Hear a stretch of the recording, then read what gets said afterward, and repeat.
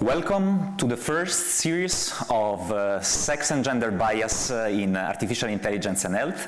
This is the first seminar of this cycle, organized by the Bioinfo for Women program of the Barcelona Supercomputing Center and La Caixa Foundation here at Palau Macaya in Barcelona.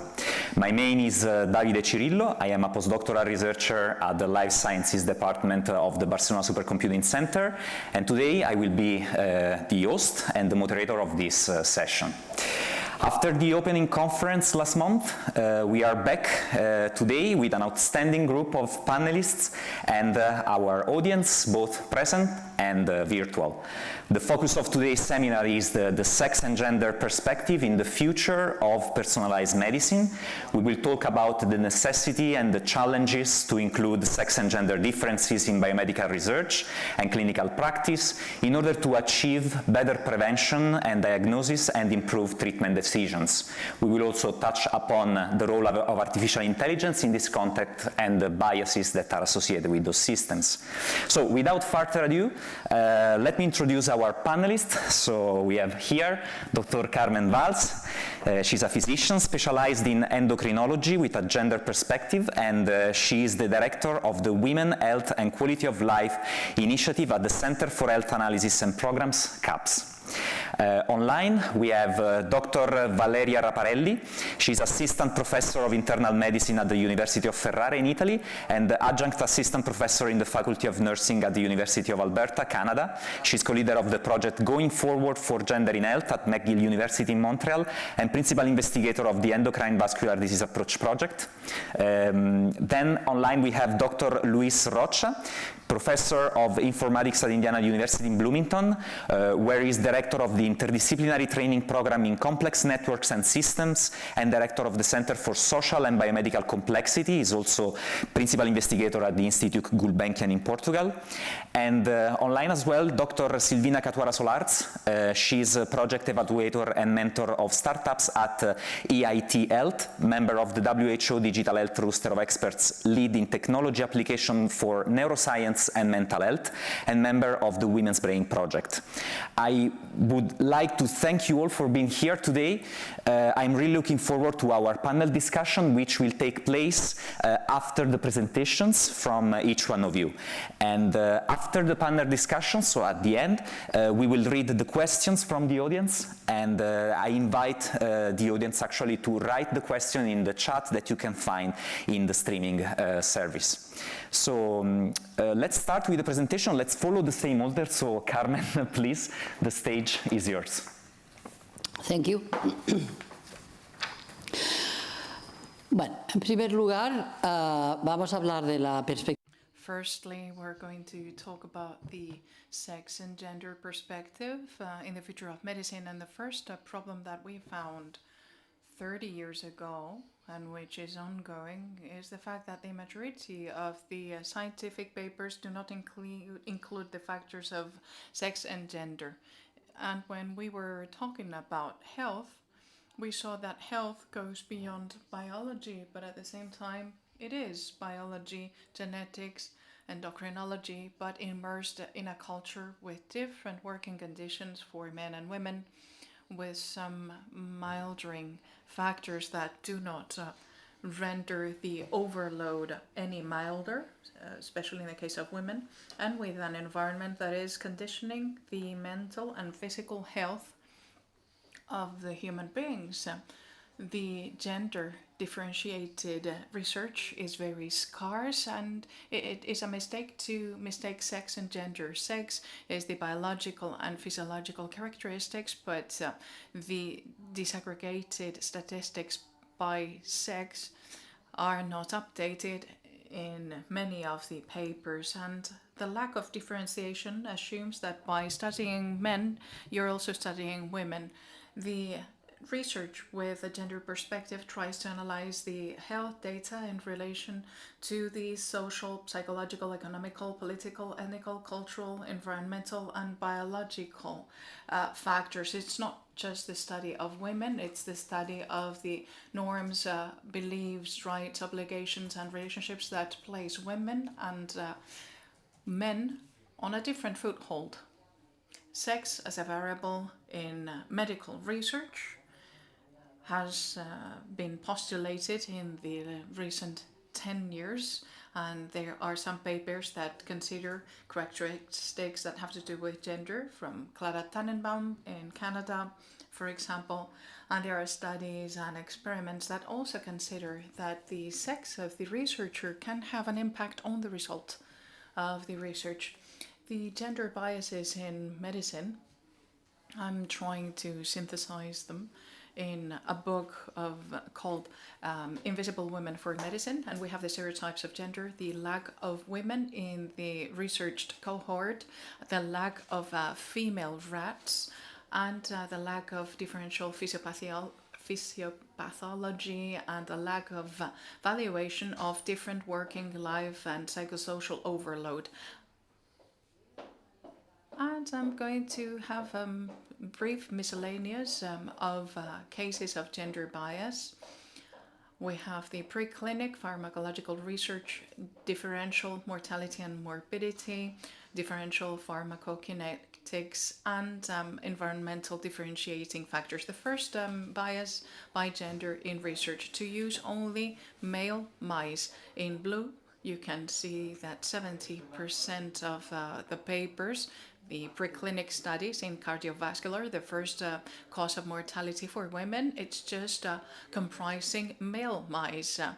And in red, you can see the female mice, and the clinical trials with mixed mice is represented in yellow. In gray, you can see the mice where the gender is unidentified, so we cannot analyze it. And there's more gender-based stereotypes influencing the design, and there is a study by Rebecca Shansky, which is really interesting and reflects upon the fact that as it is believed that men are the patterns because they have really good mental health, this stereotype is still influencing the way in which researchers conduct their research.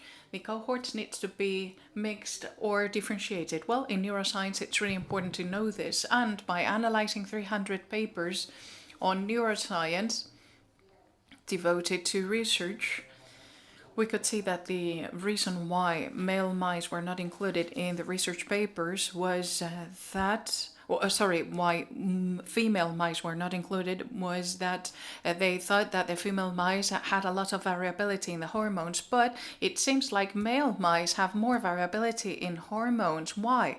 Because when male mice are gathered together, generate some hierarchical relationships, and as a result of that, the testosterone levels outstrips 5 times more the dominated mice level. So when they conduct an analysis, the clinical result, also have a high rate of variability. So we need to reflect before we conduct studies and before including mice from one gender or the other, or from both sex, depending on the quality of paper you want to produce. And another important bias is how you leave the medicine faculty with the idea of how to prevent illnesses. Medicine has the purpose of expanding the quality of life. So when I ask professionals which is the first cause of death for women, they almost always get it wrong. In men, the main cause of death is cancer in the different manifestations, and then there's miscellaneous. The first cause of death for women is the ischemic cardiopathy, or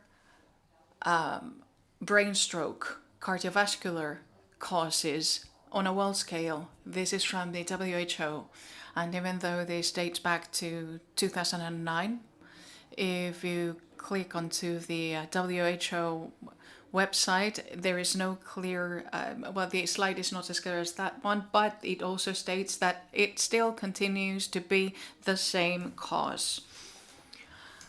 And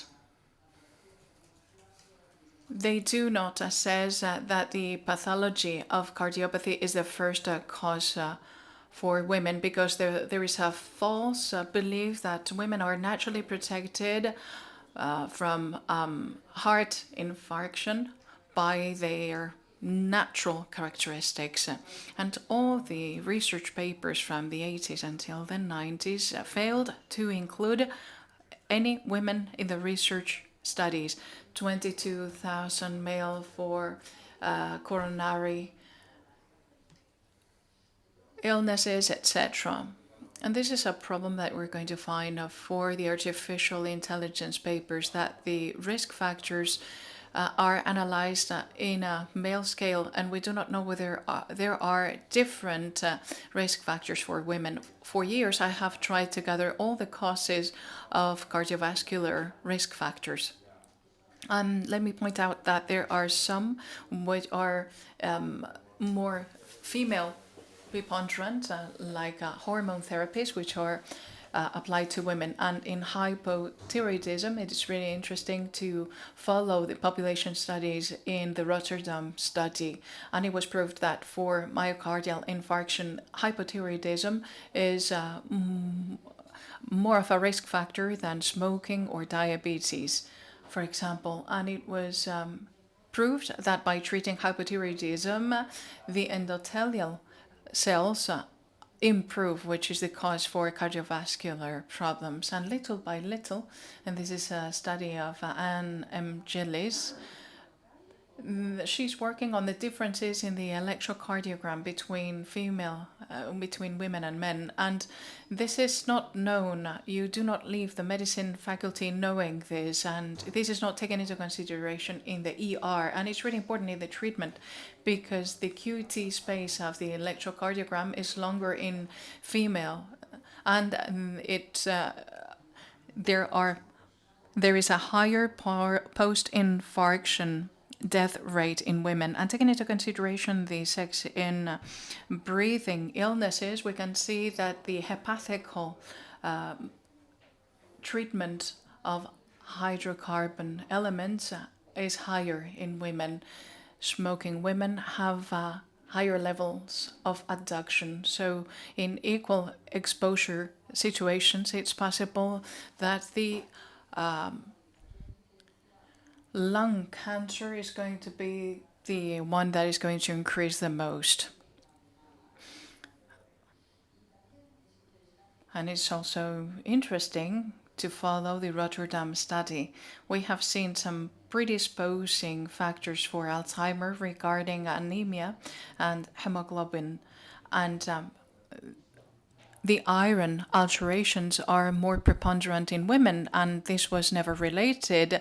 If you had ferropenia, this is something that predisposes you. So in mortality, we have a lot of lack of data, and in morbidity even more, because we have differences, biological, social, psychological differences that deserve special attention to women. And there are morbidities due to different biologies, due to the menstrual cycle, amenorrhea, oligomenorrhea, and metrorrhagia, deficit of the luteinic phase, premenstrual syndrome, etc.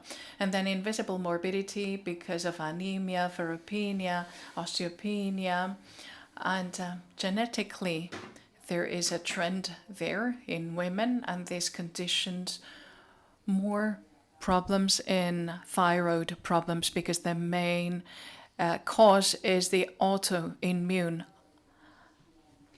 thyroid syndrome. And this is something that we're still witnessing right now, because out of 2,484 studies registered in the clinical trials until May last year, barely 4% of the papers alluded to the differentiation of sex and gender. And out of the 11 clinical trials, there was no segregation for gender. 30 years ago, there was none, and it continues to be the case. And in morbidity above 50 years, we have hypertension, diabetes, thyroid pathology, breast cancer, obesity, and cardiovascular pathologies. And then another nuance is the delay of sex-based diagnosis. There is a delay of 700 illnesses of women versus male. And the diagnosis of cancer in women takes 2.5 years longer, and for diabetes, 4.5 years later, as opposed to men. And the sex differences in genome and epigenome is being studied currently. This author is really good in order to follow the gender-based differences. And then we fail to diagnose well. We do not have clear risk factors, and then we provide with medication, but the bodies of women metabolize drugs in a different manner, and they have a higher risk of overdose and more secondary effects. The liver of women and men process hormones at a different rate, and out of 86 drugs researched, 76% higher concentration in the body of women. This is not just explained because of the difference in size, and this is a paper from last year. Body composition.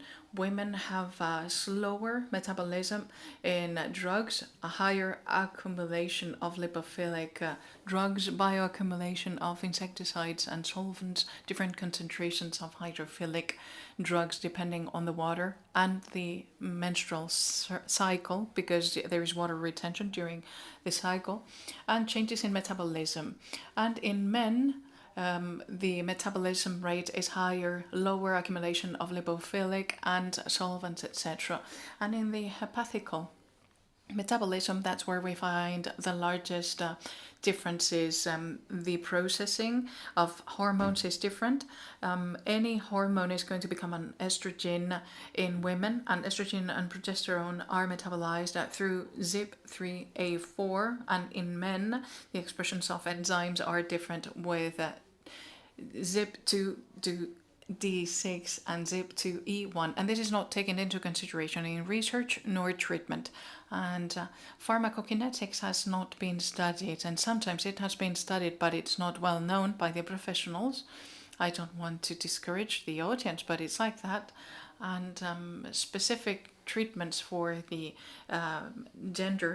for the female gender, are done without the backing of the studies. For example, the non-study differential pharmacokinetics, the acetyl salicylic acid, aspirin, has not been tested, and it can generate a hemorrhage in the intestines. And the antiarrhythmic drugs generate more mortality in women because there is a different potassium pump in the cardiac cells in women, and antilipidemic drugs, and they're prone to producing statins, and more so if they have even subclinical hypothyroidism.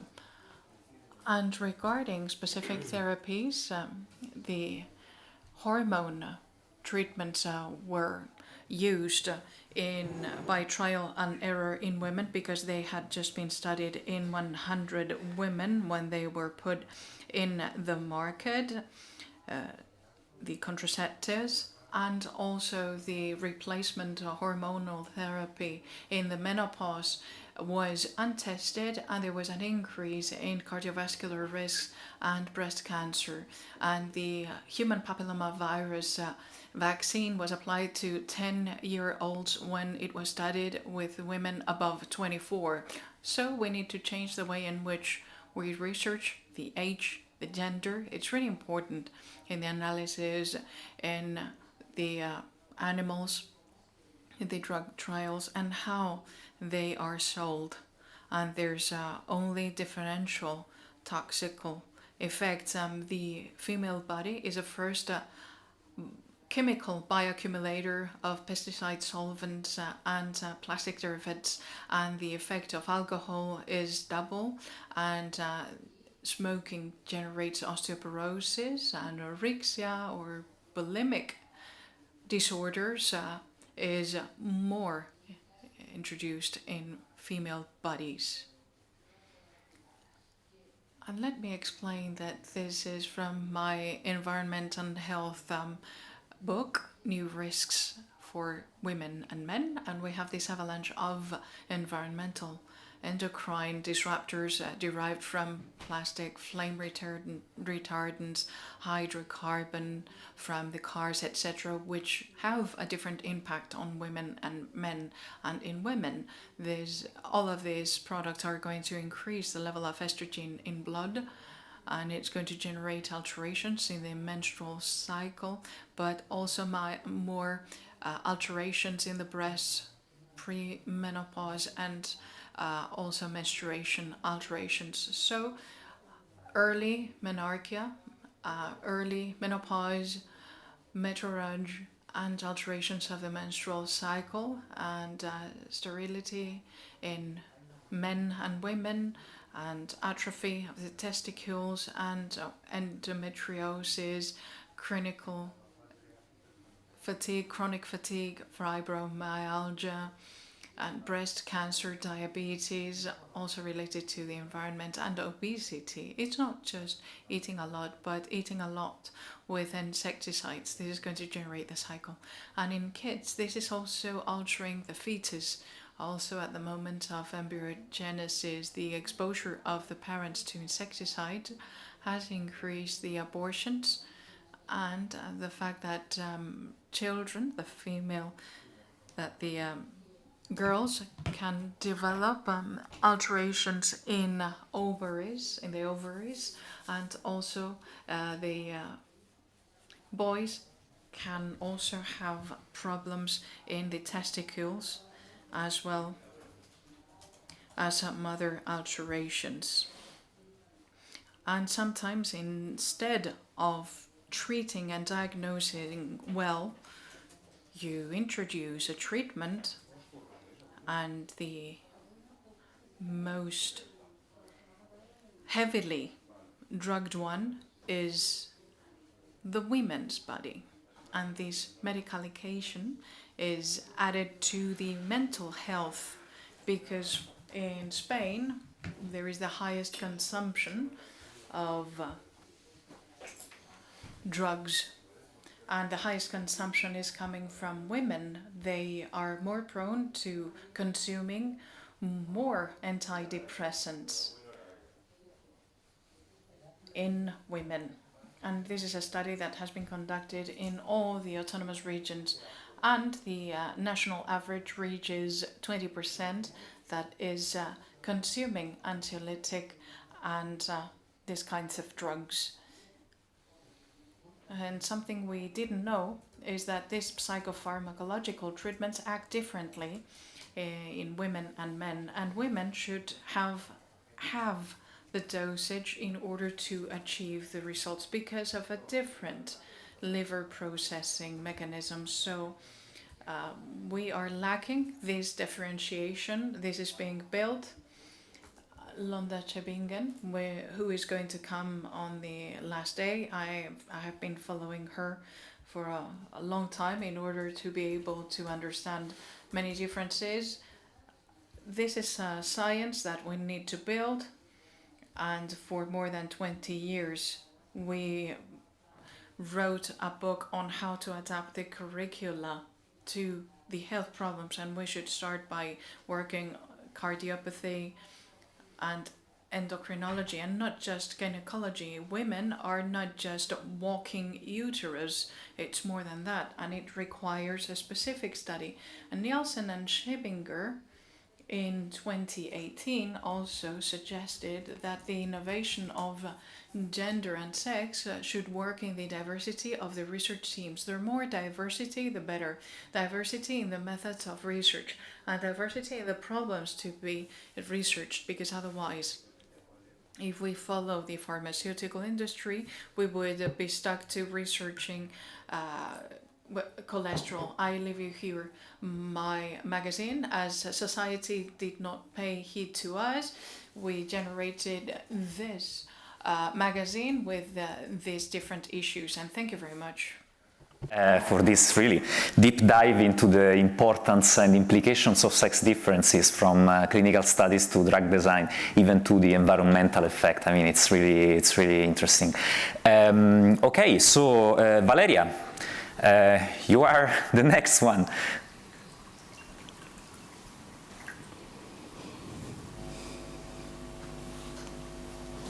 Can you see my screen? Yes, thank you so much.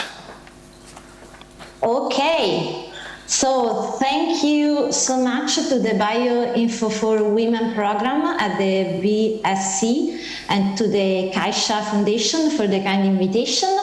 It's really a pleasure for me to be here and discuss with all of you how sex and gender really are gateways for the future of precision medicine. Just a bit of background about me. I was trained in Rome and I got my first position as assistant professor over there. Then I did my PhD in Berlin at the Institute of Gender Medicine under the supervision of Professor Regis Zagrosek. Then I moved in 2017 in Montreal, Canada, where really I wanted to go because I want to acquire skills in terms of gender-based analysis. And now, since 2021, I'm here in this jewelry of the north of Italy, which is called Ferrara. And I have to say that the diversity of the working environment, I was really increased my capability of applied sex and gender-based analysis in my clinical studies. So this is the outline of my presentation. First of all, to me, precision medicine is really a sex and gender-informed medicine type. And I want to say that and share with you what I have learned so far in terms of integration of sex and gender in my clinical study. And please watch out throughout my presentation all the warning signs that to me are the most relevant take-home message of this presentation. And I will provide you really some practical example of how I dealt with sex and gender in non-communicable chronic disease, specifically cardiovascular disease, and in the last year, how I try to apply this lens also for the understanding of the COVID pandemic using the going forward approach that I will explain you later. So I'm a clinical scientist, but I'm also a practicing clinician. And really, I have witnessed to the 21st century paradigm shift of medicine.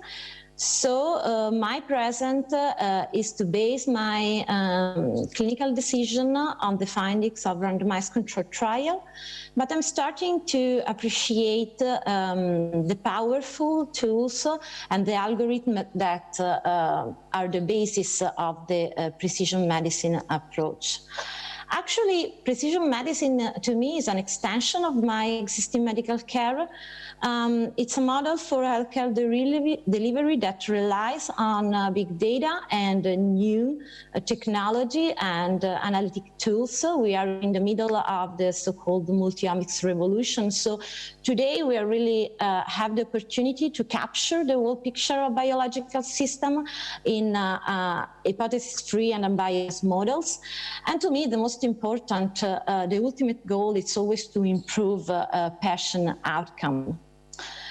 So if we compare precision medicine approach to the traditional ones, we really want to now value the individual variability in terms of genes, environmental, lifestyle for each person, because we want to better stratify the risk of individuals and then provide them tailored intervention to get a common benefit across all the subgroups. So really the goal of precision medicine is equity in health, because we wanna really provide each individual what fits his needs to achieve health.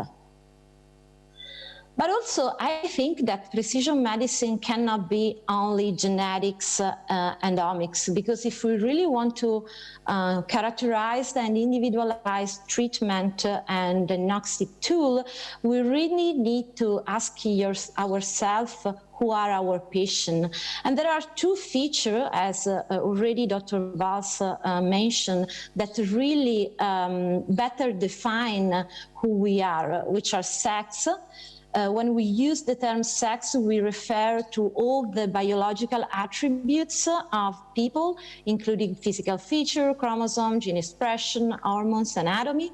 But maybe more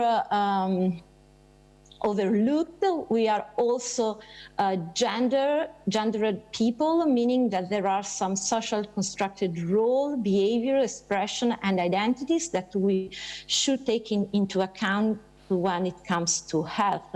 And so the most important message here is that sex and gender are not interchangeable terms, and we should be really careful in the use of these terms. And why we need to consider these two different sides of the coin when it comes to health and disease? Because as you can see in this picture, both sex and gender are equally relevant in shaping the health and disease of people. And in the majority of case, even though sex is not always included as biological variables in our study, the situation is even worse when it comes to gender. And when we are not including gender, we are really missing a big piece of the picture. But why is this the case? Why we, as a clinical scientist or practicing clinician, we are not used to consider gender in our practice? Because really the first order is to understand the complexity and the multidimensionality that gender encompasses. Because as you can see, there are different domains that we should take into consideration to describe the gender of an individual, like the role, the identity, the relation in the society, and also the institutionalized gender, which is the distribution of forces and power inside the society between males and females. And even worse, we are a bit we have difficulties in really measuring gender because there is not a standardized method for doing so. And also, doing a step back, we need to consider that we commonly do not include such kind of variable in our clinical study. So I think that we should do more for the inclusion of gender and sex in our life science research. And as a clinical scientist, usually to answer my research question, I find myself in front of two possible scenarios. On one side, I can have already collect data sets available, and I can use this information, this data source, for answering my question, sex and gender-based question. Or I might be in the position of designing a new study for assessing prospectively the effect of gender on my outcome. Actually, nowadays, there is not a common pathway or roadmap to follow to integrate gender in this kind of research. And today I'm sharing with you my answer, which is the answer of the Going Forward Network. The Going Forward Network is really a multidisciplinary team of people that have an expertise as scientists in sex and gender-based analysis, lots of investigators from different countries in Europe and also in Canada. And as you can see here, really a key element for facing in the proper way all the challenges that sex and gender-based analysis pose is to have a multidisciplinary approach. So not only life sciences experts, but also computer scientists, social scientists, to achieve better science and to deal better with these issues. The main aim of our consortium is really to identify innovative way for integrate sex and gender domains in applied health research, and we want to assess the impact of such variable on clinical cost-sensitive outcome and patient-related outcome in a wide range of non-communicable chronic disease. We have access to several data sets, and we really want to advance the knowledge in this field.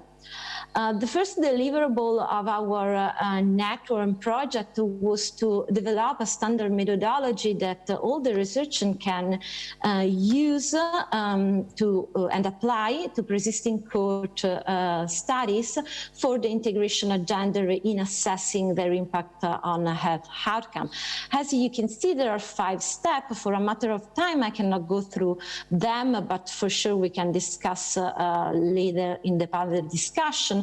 But just I want to tell you that to assist clinical scientists in this effort of implementation of gender in their research question, we provided a wish list of gender-related variables that you might find in your data sets, and that could be of relevance to include in your analysis plan.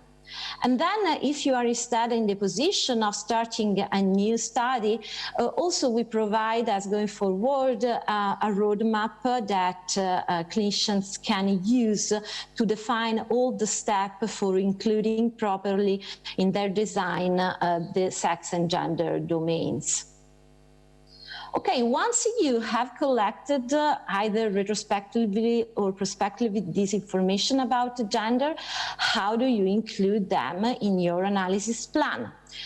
Once again, there is not a unique solution to this answer, to this question, but it depends really on the richness of your databases and on the research question you have.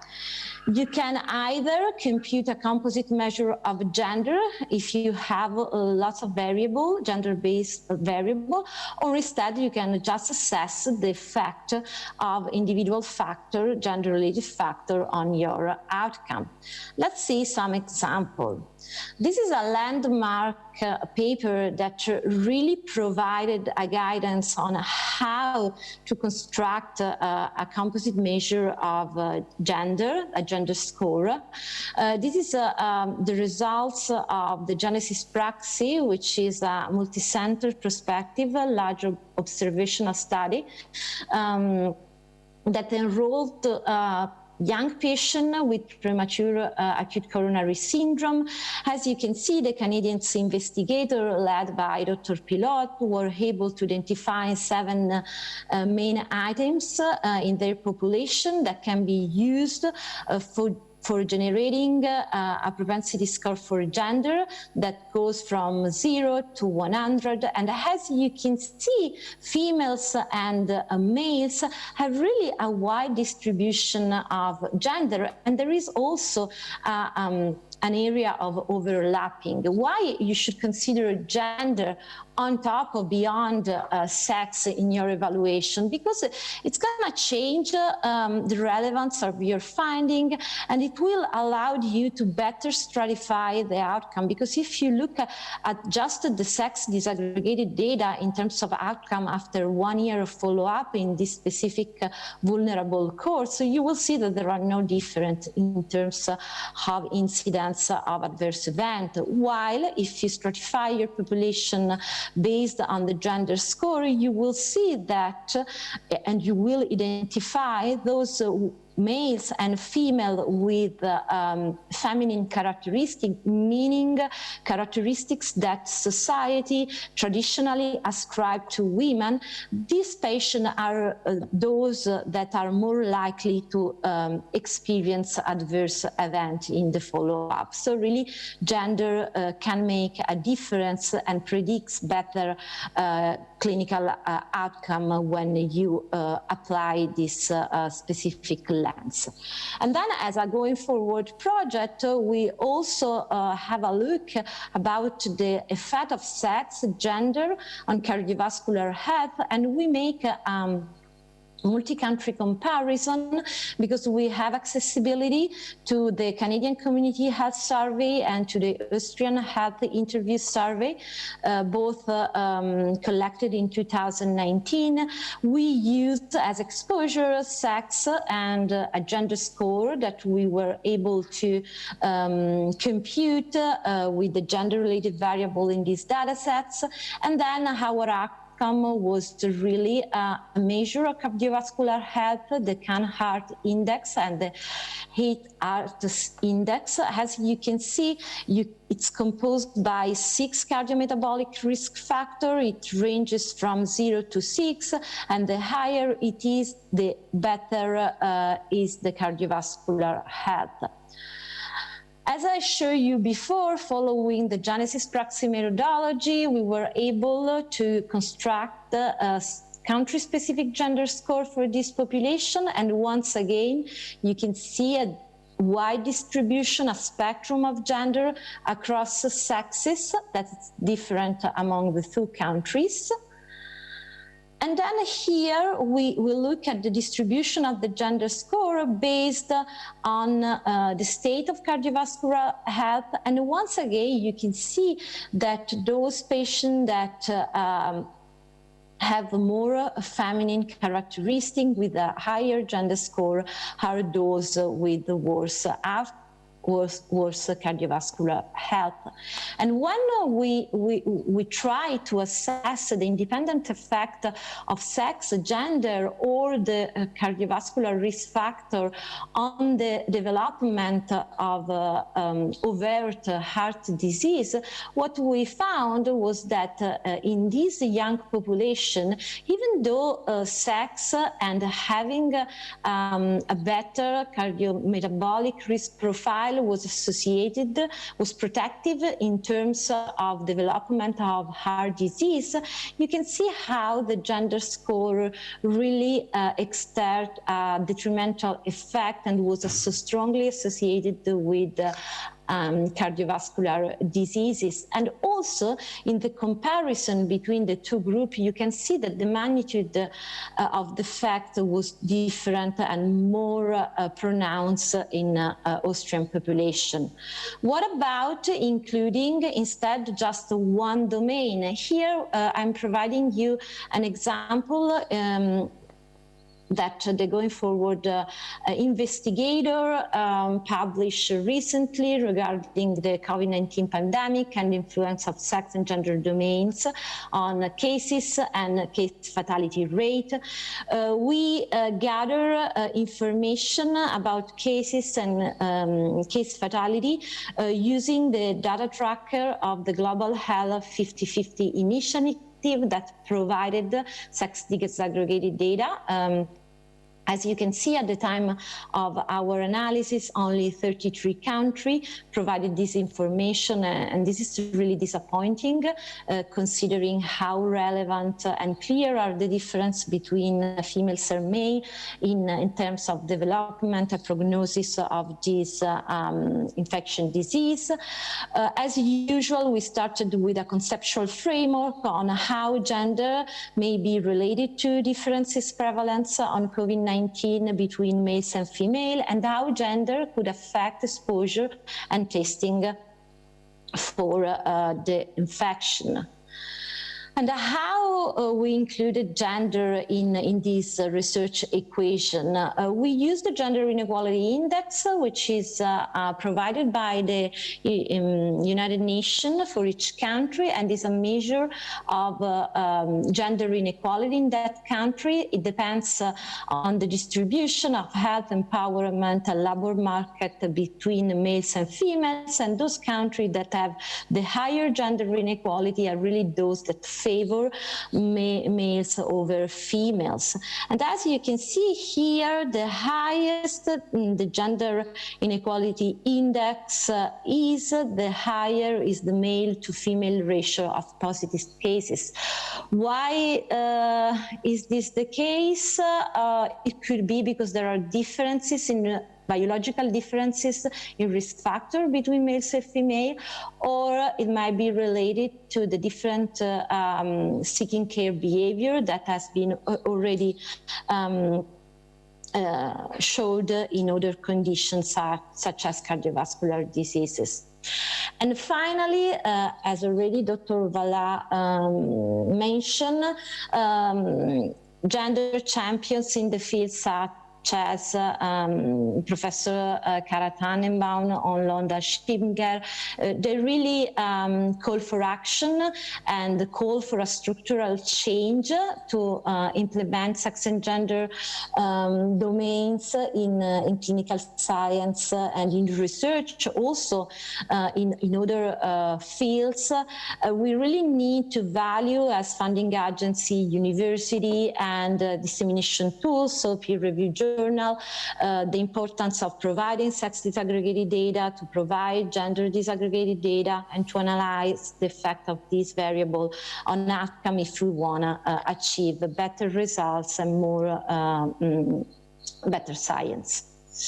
And then a topic of discussion that I'm sure we will be able to go deeper later is that I think that when it comes to artificial intelligence, if we do not feed properly our algorithms with sex and gender-based variable, we will never be able to achieve fair and equitable algorithms for predicting outcome. And I thank you, all of you, for the attention, and all the investigators that are working with me for advancing the integration of sex and gender in clinical study. Thank you so much. Thank you, Valeria, for this overview on the relevance of sex and in particular gender factors in health and all the challenges that are associated with it. Thank you so much. Luis, your turn. Okay, perfect. Thank you so much. You can see my slides, right? Yep. Oh, okay. All right. So I'm Luis Rocha. So I'm from Indiana University, where I direct the Center for Social and Biomedical Complexity with my colleague Johan Bolin, that we see there in the image with a lot of the people. I'm also associated, as David said, with the Instituto Gulbenkian de Ciência in Portugal. So I'm going to do something a little different. So I'm going to start, I want to study bias and artificial intelligence and biomedical complexity, but I'm going to start from a general systems thinking way to frame the problem that I hope it's not too general and I hope can facilitate some discussions as we go forward. So when we do science in general, not just biomedical science, but also biomedical science, we go into the world and we decide to measure some observables in the world. We carve out a portion of the world that is of interest to us, and then what we do is to convert whatever we observe in the world and society, in nature and society, into some form of symbols and some form of images that we then assemble into some kind of formal model. This is what we call a scientific model. And therefore, so what we do in order to deal with predictions about the world is to study the logical consequences of this model rather than the world itself, right? So it's pretty obvious for how we do science. So the world is doing its own thing. We don't know how it's doing its own thing. Let me call it for shorthand natural laws, but we don't know actually how the world does its thing.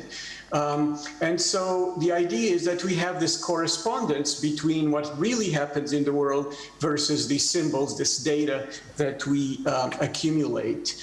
And then we hope that our models match our observations in somehow. Perhaps the first person who actually studied this or put this in this precise form was Hertz. In which he really observed this correspondence between what really happens in the world versus our scientific models, our images, as he put it. And obviously we do this because we want to anticipate the future. That's the biggest reason why we do this model. Not only we want to understand, but we want to be able to prevent and predict what's going to happen in the world in the future. So many people have talked about this, particularly in the 20th century. I will just highlight, say, a famous physicist, Eugene Wigner, who is actually, he has a beautiful paper that I put there on the side, in which he actually marvels, why does this even work? Why would we expect mathematical models, formal models, to even be able to sort of predict the world in any way? And there are issues with that. In particular, he immediately picked one that was every empirical law has the disquieting quality that one does not know its limitations. So I'm going to talk this because I think bias is a limitation of how we model the world, and so let me dig a little bit more into how this works. So I think, especially if we're given the talks that we just heard, we all agree here that the world is a complex set of phenomena. It's contextual, it's multi-layered, especially in biomedicine. It goes all the way from the molecular to the organ, to the human, to the social, to the technological, to even the political. And so we all agree that the world is complex. So how do we study it? So the first piece of good news that allow us to tackle this complexity was perhaps articulated by Herb Simon in 1962, where he observed, even though we have all this complexity, for the largest part, we can approach the world with fairly simple methods because the world is kind of hierarchical. In other words, there are a subset of observables or variables that are actually quite nicely encapsulated, and then we can carve out and choose to not include other variables because most of the time they don't affect the system that we are interested in studying. Those other variables could perhaps work at a different time scale, or perhaps they just very rarely influence your system of study. So this is, by and large, how we still go about studying complex systems. It's very in vogue to find modularity structure on systems so that we can understand those things that are more interrelated with one another than with other variables. And therefore, we use this to carve out categories and classes that allow us to study things separately from others. And by and large, this is work. This is one of the biggest things that people do in science. I'm just pointing out one of my favorite papers from Marta Sales Pardo there in Tarragona, in which he looked at protein networks, for instance, and find the modularity in the hierarchical structure of protein interaction networks. So that's, by and large, we can do that. Another piece of good news that scientists use for the longest time is based on empiricism. It goes even before this. David Hume, the idea that the future really is predicted by the past, and that what we observe about the past tells us something about the future, and we can use induction to predict the future or predict or understand the world. So putting this back in the Hertz way, so what we do by induction is that we use a lot of examples for a particular system, and from there generate a rule, which is typically cast as some kind of model with statistical regularity. This is, for all of those of you who do AI and machine learning, this is how machine learning works. So machine learning is a process of automating this sort of induction process that we talk about, where we feed a lot of examples, a lot of data to models that find these statistical regularities and then allow us to do prediction. So everything you're used to in machine learning, classification, and regression falls into this. And so this works really well when the world functions like this, right? So for instance, things like the sun, we can always predict that it rises in the east and it will set in the west. So therefore, what you previously observed is very good about predicting what you observe in the future. So putting these two pieces of good news together, it gives us the ability to model complex systems, even though they're multi-layered, even though they're contextual, we can still tackle them because we assume, as Herb Simon, that they are what he called near decomposable, that we can carve out these modules in hierarchies, and also that the past follows from the future follows from the past. Of course, especially in the second half of the 20th century, people have been pointing that, there are complex systems that go far beyond this. These are probably what we would call simple systems. And so let me show you how this comes about. Of course, we know that AI and all sorts of other induction techniques always have to be based on a kind of a leap, an inductive leap. We are always sort of assuming that the past will predict the future, but this might not work so well, or the data that we have, because as famously Karl Popper has observed, your induction is dictated by your previous observations, is actually biased by your previous observations. So whatever data you have collected up to the past will bias what you are predicting about the future. And this is usually put, as Karl Popper did, with this metaphor of the swans, in which for the longest time, Europeans always thought that all swans are white because only white swans existed in Europe. It took Europeans to arrive to Australia to realize that there was a black swan, right? So if you were just following an induction process, you will generalize by a rule that all swans are white, when in truth, there are black swans. So Popper used this to say that we can never prove a theory, that we can only falsify it by an inductive theory. We can only falsify it. But here you can see immediately how this is related to some of the conversations we had so far. In many ways, in biomedical research, the data was biased towards men, and women were somewhat like of a black swan in biomedical research, that we didn't expect the changes that we have observed. Another piece of bad news for the approach that I was mentioning has to do that, going back to this multi-layer systems, is that we can observe, especially in biological organization, they are not that neatly boxed out. It's very easy to find in biomedicine in instances where lower levels affect greatly or control higher levels. If anything, the pandemic that we are observing is a great example in which we have a zoonotic event that passed from virus to human, and from this it affected tremendously all the levels above, not just our health, but our societies, even our politics, our social, our economy, right? So you can see that it's not that easy to carve out in a hierarchical structure all these levels to study.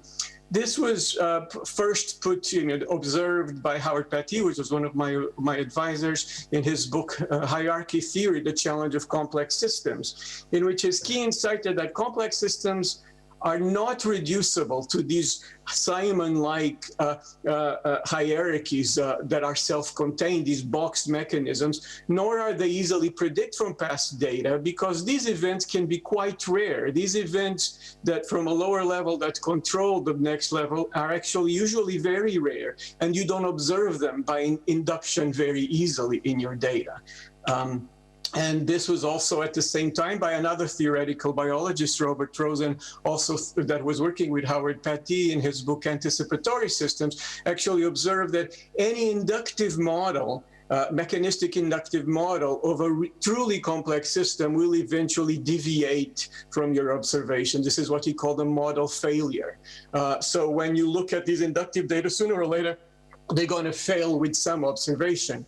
So their insight from this is that in addition to inductive models, complex systems always need a kind of multi-level actionable models and theory. We need to have a higher level theoretical underpinning where we can predict things, or we can consider things that we don't even observe. We have to not just be circumscribed to an inductive sort of analysis of data.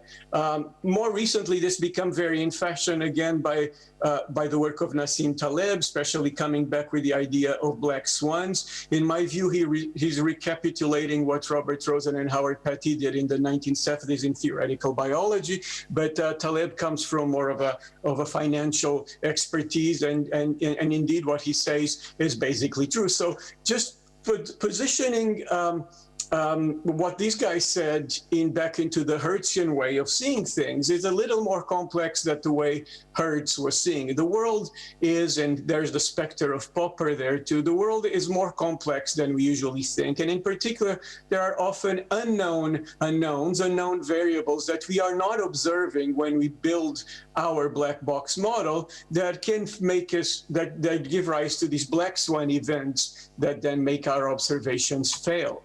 This is very easily seen in many famous approaches to artificial intelligence. For instance, I'm not going to go into a lot of the detail of this, but there's this famous case of Google Flu that predicted very well flu outbreaks for a certain amount of time and then failed miserably.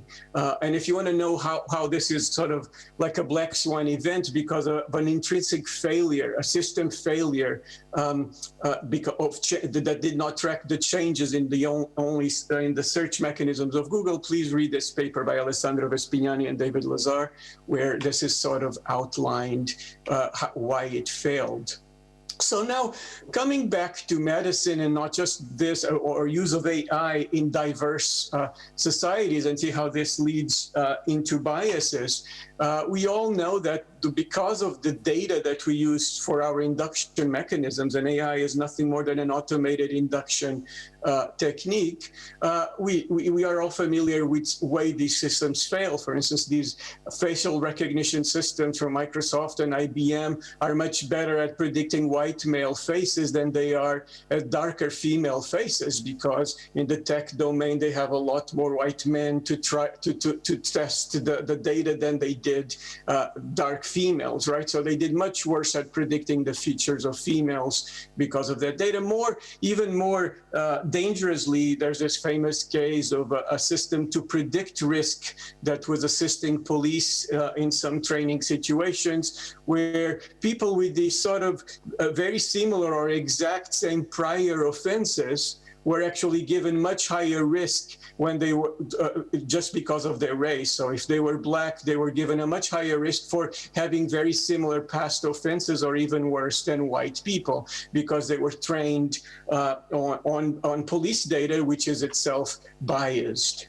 So in our own work, we have looked at these sorts of biases in data, analyzing very large records of electronic health records. This is a collaboration with a postdoc in my group, Rion Correia, and where we looked at the entire population of a city in Brazil, in Blumenau, and we built the drug interactions that exist, that are known but are still prescribed to patients, even though we know they are drug interactions. And we separated them by gender and found out that women are prescribed a lot more interactions. So one thing that it's important to see here in this first plot, you see that when we look at simultaneous prescription of medication, there's hardly no difference between men and women. So the risk of being given more than one drug at a time as you age is the same for men and women. But when you look at the risk of known interactions, females have a much higher risk, especially in this data set,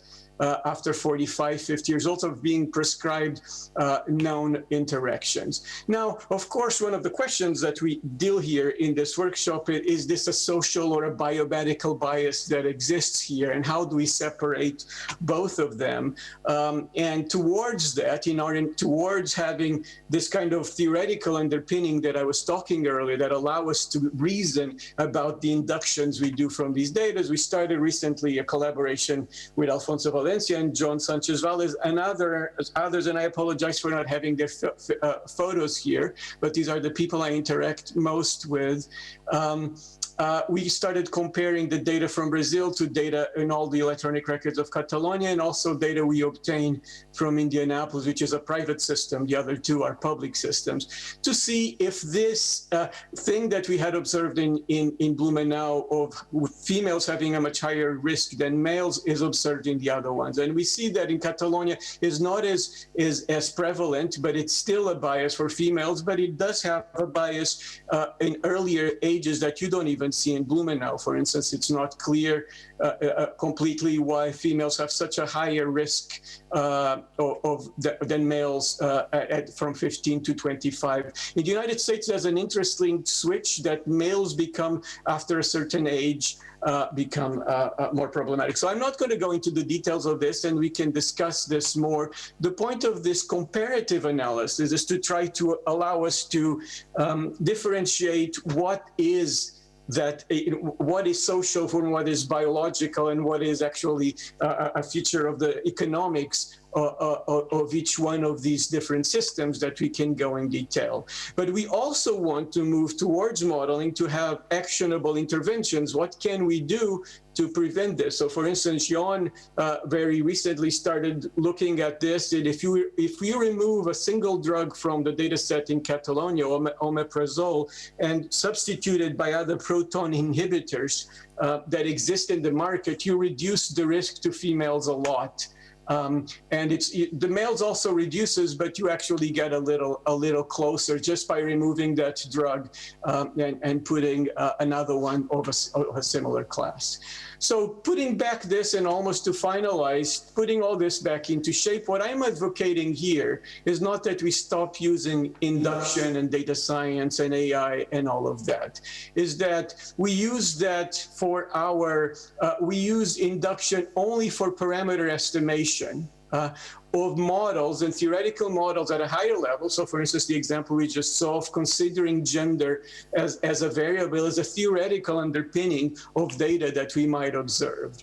And this allows us then to test unobserved scenarios that even are very rare of observation and see what they would mean for our data set. So we still have induction, but we do induction more as a means to inform our actionable models. And to finalize, I'll give you an example of the type of model from systems biology that we like to work. This is a breast cancer model, estrogen receptor plus a model that was built by Rekha Albert, and that we have.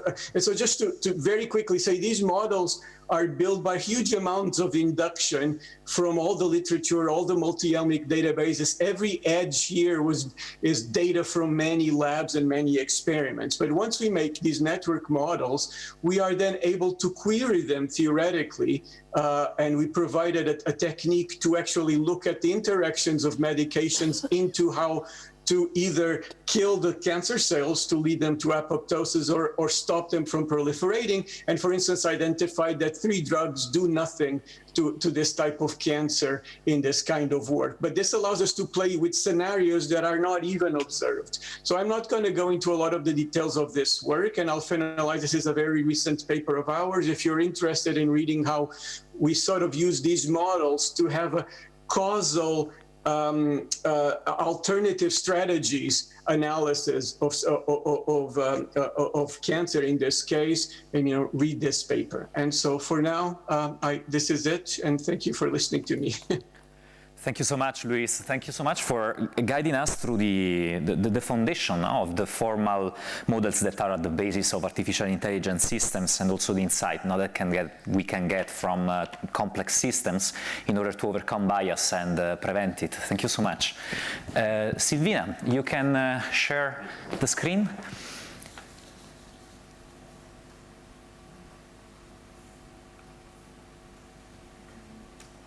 Perfect.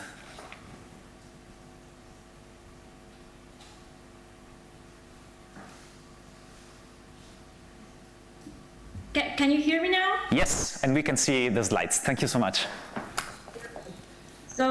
So thank you so much for having me in this wonderful seminar for this very relevant topic. I'm also very honored to share the panel with these outstanding speakers that have provided their different perspectives from the clinical domain, from the biomedical research, and also from a much more mathematical and computational perspective. So I'm Silvina. Davide introduced me earlier. So I come from the biomedical research world, but after my time in academia, I spent quite some time in the private sector, in the pharmaceutical sector, and also I have been working in the technology sector, specifically for digital health interventions. I'm part of the World Health Organization roster of experts in digital health, and I'm also part of the Women's Brain Project.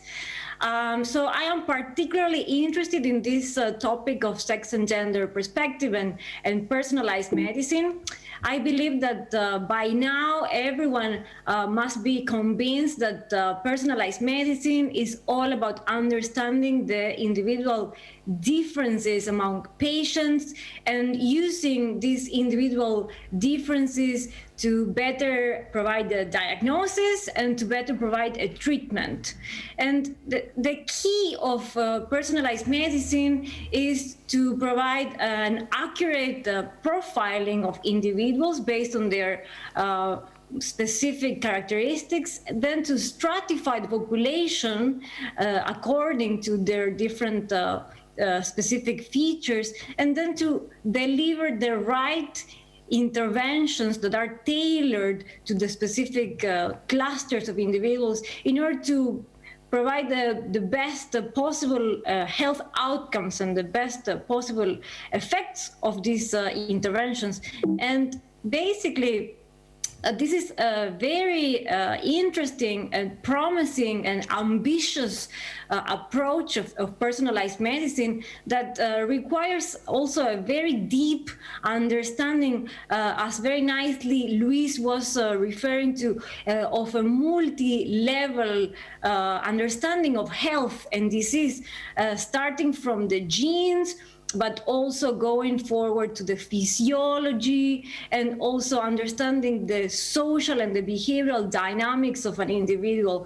Because as the World Health Organization properly stands, health is not only the absence of disease, but is a complete and general state of physical, mental, and social well-being. And during the last period, the last couple of decades, actually there has been a great progress on our understanding of human health and human diversity at many of these different levels.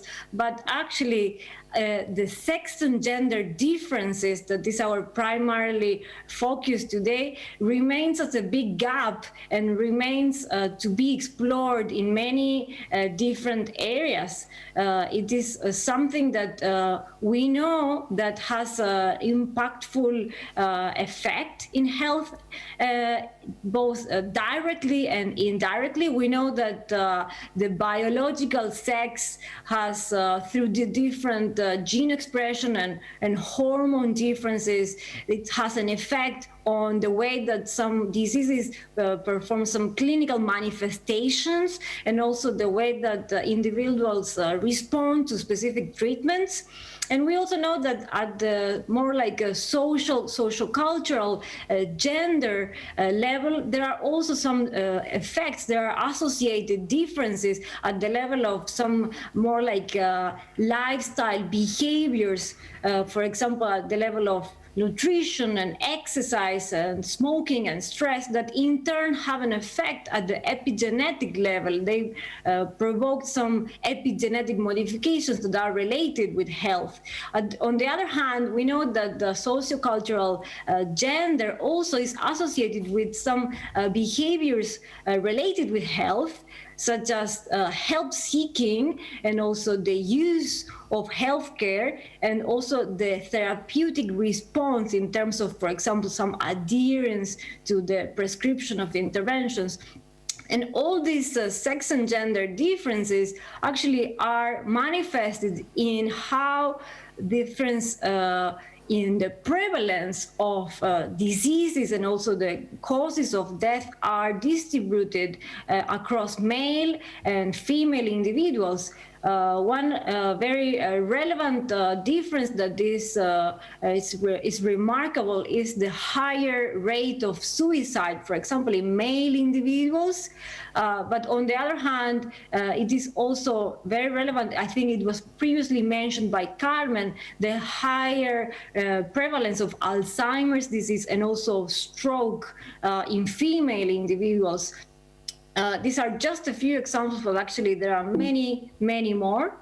But one of the reasons why we are all here today is because technology has been has been going through a huge progress during the last decades.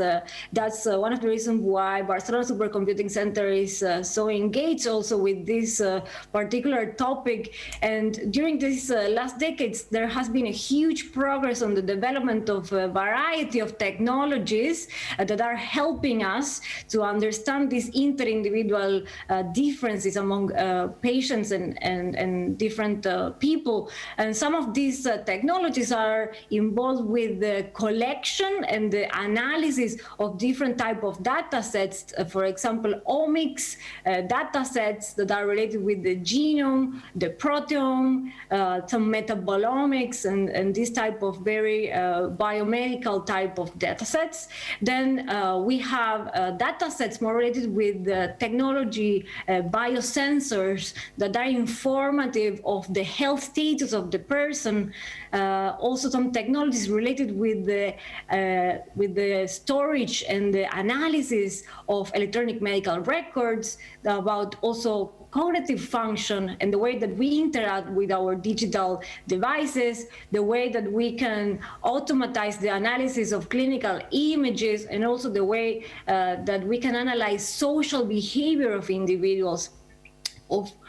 On top of all this, there are also some technologies that are able to provide remote monitoring and delivery of digital therapeutic interventions that are really making a big impact these days, particularly with the pandemic.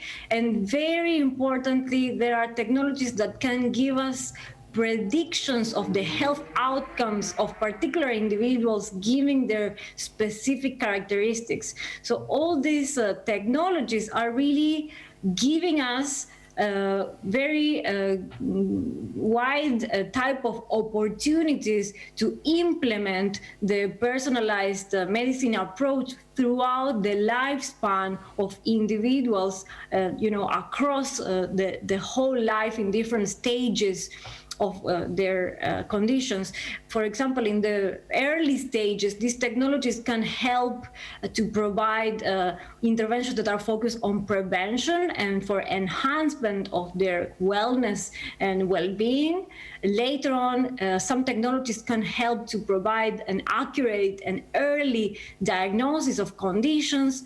And of course, they also can help clinicians to make decisions and to design the type of healthcare interventions and to monitor the symptoms throughout the diseases that patients are experimenting, for the management of these patients that sometimes they are suffering from chronic conditions. So these are very powerful technologies, and these are for sure technologies that are going to revolutionize the future of medicine. But the tricky thing about these technologies and involving artificial intelligence as well is that they can act as a double-edged sword. And this is something that we have exposed in our paper that we published last year together with the Women's Brain Project and the Barcelona Supercomputing Center. And what we mean by this is that on one hand, these technologies, if created without removing biases and also confounding factors, they can worsen the health disparities. They can even perpetuate some of these sex and gender inequalities that currently exist. And on the other hand, if we create these technologies in a way that we incorporate the sex and gender differences, they can promote the right way to establish the personalized medicine that we are all interested in. So here, I'm going to give you a few examples of how these two sides of the coin or two edges of the sword have been substantiated. So here on the top, I'm bringing you this example that is an algorithm that uses X-ray images in order to diagnose thoracic diseases. And what happened was that it had a much worse performance for females in comparison to males. And the reason was that the data set that was used to train and to construct this algorithm was not using a representative sample of the different conditions across male and female. And then I'm bringing you here another example that is about a model for hip replacement surgery that did not take into account the differences in female bone structure, leading to poorer outcomes in females, in women going through this type of interventions. And in the third one here, I'm bringing you the pulse oximeter. That is this device to measure the oxygenated blood, which is having less accurate measurement in both women and men of color, leading to misdiagnosis and wrong measurements for people having, for example, hypoxemia. So in these three examples, I'm showing you how, in these cases, these technologies actually can provide disadvantages for a specific sociodemographic or minority group. But on the other hand, in some cases, actually, when designed properly, these technologies can be really helpful. And I'm bringing you here, the first example is about the use of artificial intelligence in order to diagnose the risk of neurodevelopmental disorders, considering genome and also clinical data sets that were disaggregated by sex. And this is really elucidating a lot of the mechanisms that are possibly related with this heterogeneity in neurodevelopmental disorders like autistic spectrum disorders and so on. Second one here is the AWARE-DX, that is an algorithm for the prediction of the drug response and also secondary adverse effects of drugs, but differences of these effects between men and women in the context of drug development and also drug repurposing and drug pharmacogenetic studies. So this algorithm has shown a lot of accuracy, and it's very useful in order not to include in the market some drugs that will then show secondary effects. For example, in one particular group, that is what has been happening throughout the years lately.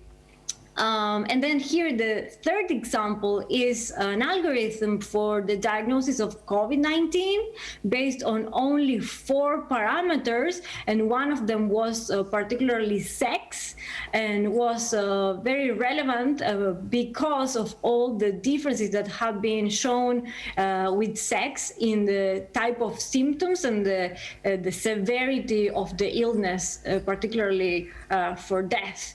So as you can see, there are these two sides, let's say, of technology. And as I mentioned before, last year, in order to reflect our thoughts and our perspective on this topic, we published, together with Women's Brain Project and the Barcelona Supercomputing Center, as well as many other institutions, this paper in which we propose this framework that illustrates how the use of artificial artificial intelligence in biomedicine needs to incorporate these good practices so that they can reduce all these undesirable biases that are really going to sustain all the health inequalities that exist currently on sex and gender. And on the other side, to enhance the desirable differences and to really be used in order to understand what are the biological and sociocultural factors that are related with these sex and gender differences in health and disease, in order to really be able to apply this personalized medicine approach. And many of these good practices and part of actually this solution basically are relying on two things that are one, having representative data sets, representative and diverse data sets that are going to be coming both from the preclinical and the clinical settings in order to create finally these algorithms that need to be transparent and that need to be trustworthy in order to really ensure that we are achieving this balance between the undesirable and the desirable biases. So this is something, these areas, these challenges are something that they still need a lot of work, and there are a lot of things that really need to be addressed in order to solve it. But fortunately, there are many initiatives all over the world that are tackling these challenges. And here I'm bringing you just a few examples that I am very excited about. These examples actually are coming from very diverse angles. They are coming from the whole research and technology and healthcare ecosystem. So, for example, here from the governmental and funding agencies, last year there was this publication of a report on gender innovation that is raising awareness of all the issues around ignoring sex and gender, not only in terms of biomedical and healthcare, but also across many different industries. And also from the European Commission as well, there is a lot of effort and a lot of investment that is around the creation of guidelines for trustworthy AI. And both these type of initiatives are going to soon be translated into regulations and policies that are going to enforce the changes that are really going to achieve this proper data diversity and trustworthy algorithms. Then on the more academic side of things and consortiums, I would like to mention this project, this initiative that is a very collaborative work from 23 countries that is aiming at having by next year sequenced more than 1 million genomes. And this is really going to create a network of health data together with genome data, and it's really going to provide the outstanding basis for personalized medicine. I also would like to mention here, particularly from Barcelona, a project that is about the creation of a precision medicine hub that is part of the Ciudadela del Conocimiento project. And right now, this is a project that is in the very early stages, and the buildings are being constructed for this. But in the coming years, I'm sure that this precision medicine hub is going to provide very valuable insights, and it's going to be very helpful to move the whole discipline forward. And then here I'm going to give you just very briefly some hints from the more industry side of things. So this initiative is of particular interest for me because it's on neurodegenerative disorder, the Davos Alzheimer Collaborative. This is a public-private partnership, and it's aiming at making an atlas of Alzheimer's disease by creating global cohorts across the world, including people suffering from Alzheimer's disease from very different socio-demographic demographic backgrounds, and the aim is to identify the heterogeneity to better tackle the symptoms and to possibly create the more effective treatments in the short term. In the last example here, I'm going to give you more like a general impression of the general trend in the pharmaceutical sector and also in the technology, more like startup sector, that is that most of these institutions and companies and entities are going to way of working that is going beyond the pill, moving away from only drug development and going into the creation of solutions that are trying to achieve these 5 rights. That means to provide the right drug to the right patient at the right time, the right dose, and through the right route. And this is for sure very, very at the core of personalized and precision medicine. And I'm sure like these type of initiatives, all of these ones that I'm mentioning here, but many more, are going to provide the right path for personalized medicine if they are also including the sex and gender perspective. So last but not least, I would like to just very briefly mention that we are just about to get our book published. This is again work by the Women's Brain Project together with the Barcelona Supercomputing Center and other well-known institutions. This is a book that is specifically about sex and gender bias in artificial intelligence for biomedicine, and we are covering a number of very relevant topics within this subject. So I encourage everyone interested in this area to stay tuned, because we are going to get it published very soon, around August. And with that, thank you so much, and I will be happy to start with the panel discussion. Exactly. Thank you, Silvina, for outlining the relationship between the individual differences and technology, not only highlighting the risk of propagating inequalities, but also like the great potential and the benefits of doing things right, and also the initiatives and the work that is ongoing in this direction worldwide. So yes, we have to quick transition to the panel discussion. So I would just like starting saying that, in my opinion, something that emerged from your presentation is definitely the interdisciplinarity that is required to achieve an unbiased precision medicine. And this is, of course, very much into the nature of this multi-layered understanding of health and disease that we are trying to achieve. So for these reasons, like given your different backgrounds and this interdisciplinarity, I would like to start by asking to each one of you, when in your professional trajectory did you face for the first time the problem of sex and gender misrepresentation in the health domain? I will start with Carmen. ¿Sí? Bueno, yo... Well, I was engaged for the first time when I was finishing my medicine studies, and during all the medicine studies, no one taught me about menstruation. So it was only an hour. So can you hear me properly? So. ¿No tengo el micro puesto? Yes. Now ¿Sí? There are technical problems. We are.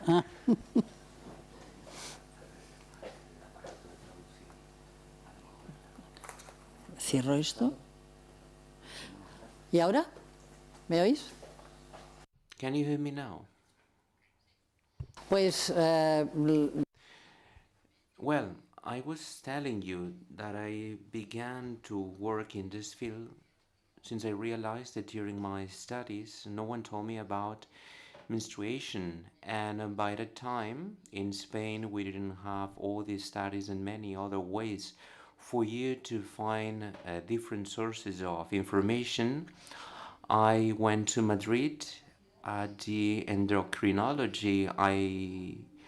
Ibero-American medicine school, and I wanted to study in depth the menstruation cycle. Suddenly I realized that there were no studies, and we held the first conference of women and quality of life in Barcelona in 1990, and I introduced my thesis about mortality. Valeria, what's your story? Valeria, can you hear us? Yes. Yeah. Okay. Yeah. So in my case, I guess it started when I was an MD student, and every time I was told that in my clinical reasoning, diagnostics process, and prescription of drugs, I should take into consideration the findings of the randomized controlled trial. And so I start that are also the evidence that are used for providing guidelines for the treatment.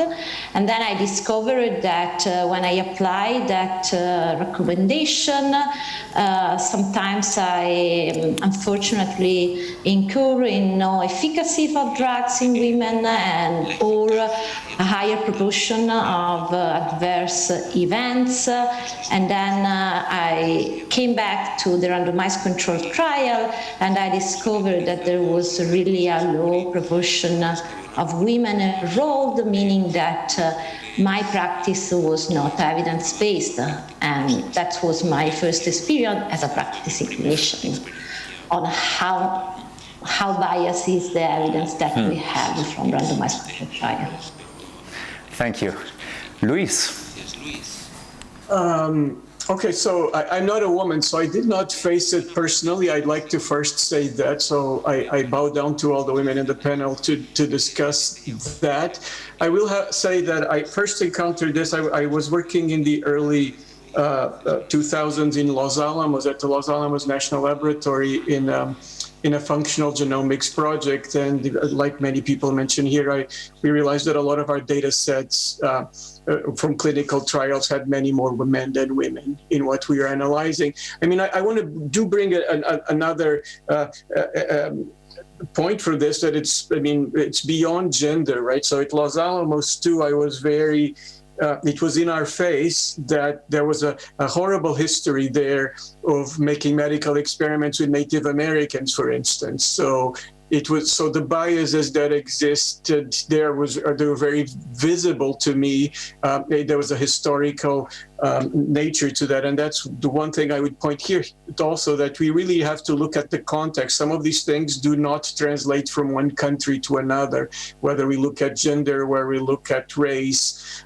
In particular, for instance, my experience in the United States is that of a Latino, which has its own biases, but when I'm in Portugal or in Spain, I'm one of the dominant white males. So the context in which one operates is very important. I think we also have to be very careful about generalizing the experiences as we go from one place to another and one data set to another. So that's why we like these comparative cross-national approaches.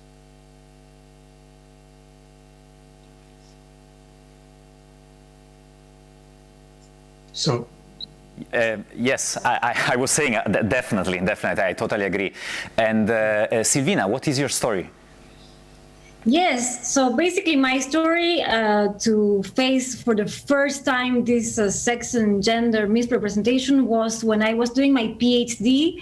I did a lot of experimental work with animal models of disease, particularly with models of Down syndrome. And the very vast majority of scientific articles was published with male mice.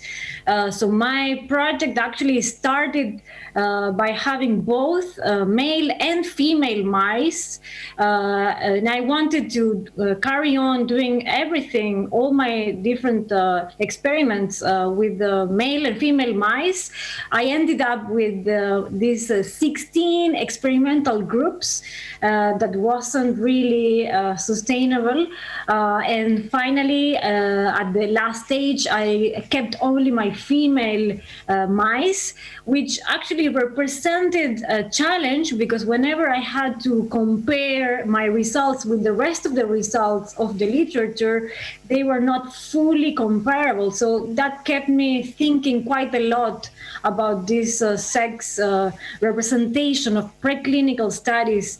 And later on, so I kept on thinking about this, and this was something I was very interested in also because of neurological and psychiatric conditions show a huge difference of prevalence and symptom manifestation between men and women.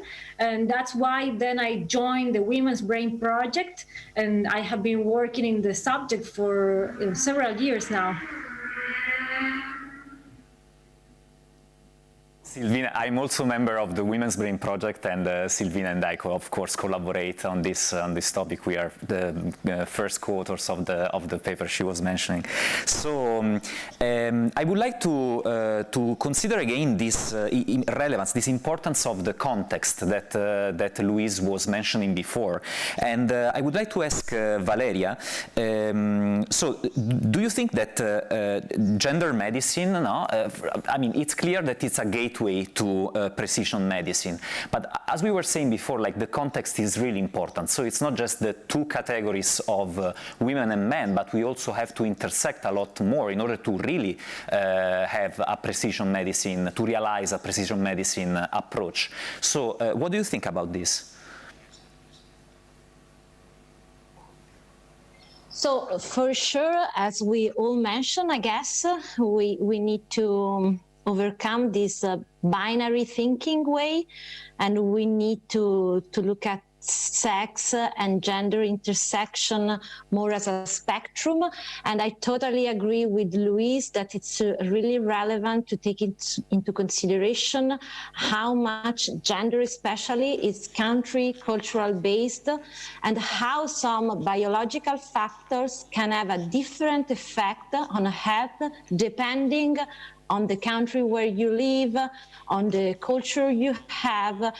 As Louise, I also have been living in other countries, and I totally agree that it's really make the difference where you live and the environment. Then if it's parts of the epigenetic modulation of biological factors, or if it's all about lifestyle behaviors, really we cannot disentangle too much these two aspects, but I really think that it's important to look at the intersection between them, and also to see how this intersection between sex and gender feels and a match with other characteristics such as race, socioeconomic status, religion, and so on, because really health, as it's not just the absence of a disease, it's the complete well-being in biology, social, and mental health. Okay, and along these lines, I would like to ask Louise, so what are the risks associated to not including the sex and gender perspective in biomedical research and clinical practice?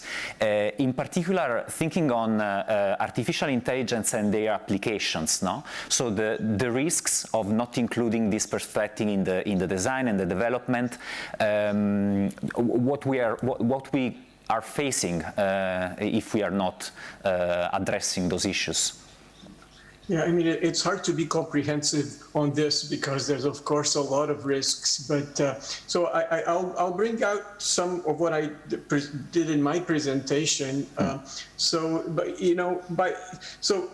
By not including a theoretical underpinning of where you're working, and also by not including diversity in your teams in which you work, you're probably not even considering questions that you should be asking. So if you are using AI and machine learning, because as I outlined, they're automatic induction machines, there's a big tendency to just trust the data that you have because the data speaks. That's what we do in data science, right?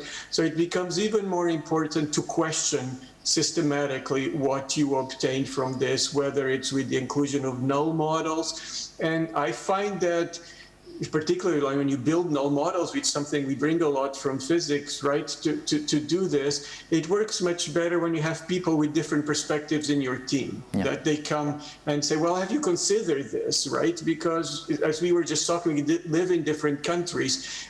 We might not even consider what are the issues of Native Americans, say, if you're not in the United States, and therefore, so these questions you ask are very important for this. I would draw attention to a paper from a couple of years ago from Akiko Iwasaki at Yale. She's an immunologist, and said why we need to increase diversity in the immunology research community. And she means diversity not just in gender, but in all aspects, so that we can question this.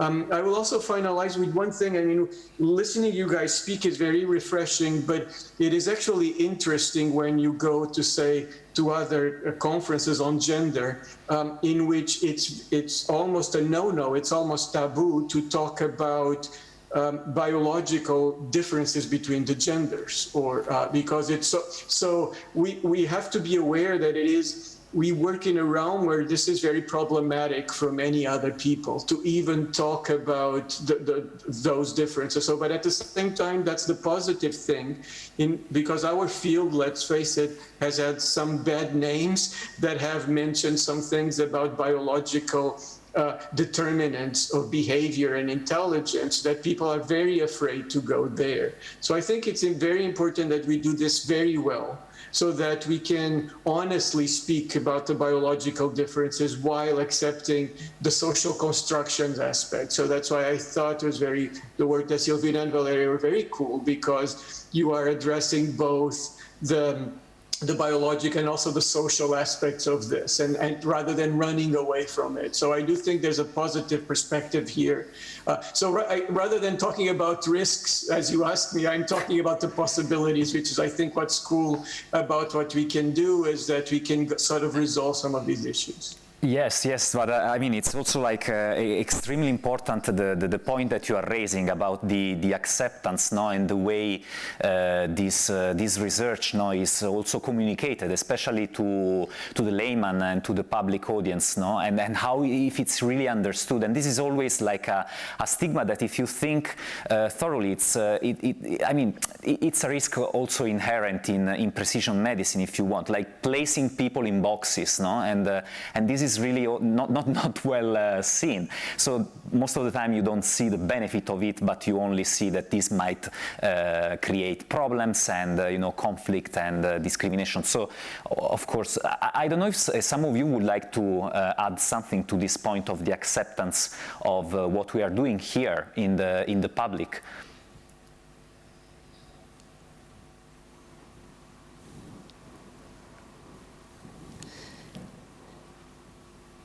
No one? No thoughts? No. Okay. Yes, we really need to be careful now on the way we communicate things and then to do things right. So, Carmen, I would like to ask you. So you showed in your presentation that a lot of studies, new studies are coming out about sex differences. And so I would like to know how mature is the status of this discipline, let's call it gender medicine, beyond reproductive medicine, or what are the medical branches and specialties that are the most promising, let's say, the ones for which there is more evidence? Yeah. Well, it's not quite a mature situation, if I'm frank with you, because in everything that has to do with reproductive health, not only reproductive health, I'm talking about the natural, specific women lives all along their lives, menstruation, being pregnant, after being pregnant, and all the different troubles that a woman can suffer has been reduced. It has been one of the areas in medicine that has experienced a great leap in 2000, 2002 and 2003, and suddenly disappeared in a global media. In all the research works, and articles, because the majority of medical intervention has not to do with better analyzing menstruation and all the different contexts related, stress related, the environment, as well as the polychlorarium and all the chemicals that has a role and impact on menstruation. Suddenly we forget menstruation with all the drugs, the hormone drugs, and all the contraceptive and medicines, and we don't study.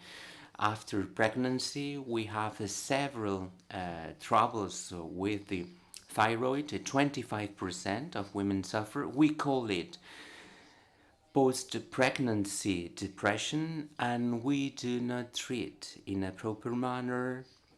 Due to the environmental effects, we have a hyperthyroidism and hypothyroidism after pregnancy, and suddenly we treat women that something different. We want them to have menstruation without knowing that it is not needed after a pregnancy, because we scientifically know that we can keep bone health without needing to introduce hormones that will produce breast cancer and other coronary issues. So we are not in a very mature situation. Therefore, that everything that has to do with AI can help us to better manage. And I do agree with you, Luis. I do agree with you, because we cannot deny that we can witness biological differences, favoring those people that want to get hormones because they have a different gender identity. But they must think that liver will change because they will take a certain drug. XY or XX human being liver will metabolize the hormones the way the hormones have to metabolize, and this can have an impact. Just when we talk about the transition between women that wants to be men, they suffer a problem because the testosterone going to a woman liver will be an estrogen. So there are some elements that science will help us to better understand. But this is not a stop for people to change gender. But from a biological perspective, we can see that we have 43 proteins in our body that rely on different cells that are different between men and women. The mesencephalic barrier is also different between men and women. So the knowledge will help us to better treat or not to treat, because sometimes it's better not to treat. Going back to artificial intelligence, so I would like to ask Silvina, do you think that the current use of artificial intelligence in health is creating new risks of magnifying inequalities and discrimination? I would actually I'm interested in the current state. So artificial intelligence, how it is developed right now, is creating those problems, those issues, and what can be done? Yes, absolutely. I mean, I think that in a way, this double-edged sword type of framework is showing both the good side of artificial intelligence, and we all agree that it is very promising and powerful, but the dark side of it is that actually there are lots of ways in which artificial intelligence is creating more inequalities. And actually, we are seeing several examples of this, not only in the healthcare domain, but also in the criminal justice. For example, whenever algorithms are used to assess and predict additional criminal harassment by people, and sometimes these are actually harmful and these are providing disadvantages for minorities. And I think that Luis mentioned some of this in his presentation. And also they are being shown a similar type of algorithm discrimination in other sectors, like for example, in terms of loans, whenever an algorithm is used in order to decide whether a candidate is good for a bank to release a loan. And sometimes these are not good predictions and are disadvantages for certain minorities, and they are unfair. So also, a lot of these type of examples in which technology is used in a way that is raising inequalities are very highlighted in the media. So that leads to a lot of people to be concerned and to be afraid of how technology can be used for things that are going to be potentially harmful for them. And yeah, I definitely agree that technology, in the end of the day, it's a mirror to our society, and is using the data sets that are mirroring the way that we are collecting the data sets. And sometimes we are collecting data sets in a wrong way, not because we are evil, but because we are not paying attention to all these potential confounding factors. It's like Luis was mentioning, the black swan. It's like, I'm sure we are half of the population women, but we were still not considered, we are black swans, and nobody really paid attention to it. So similar things can happen in all over the place, and these are creating potential hazards in technology. Thank you. And regarding this, I would like to ask Carmen and also Valeria about the cognitive biases, so that can be also present in the doctor, and how this can affect the medical practice, and as Silvina was mentioning, even the data collection. So Carmen first. Sí. Yes.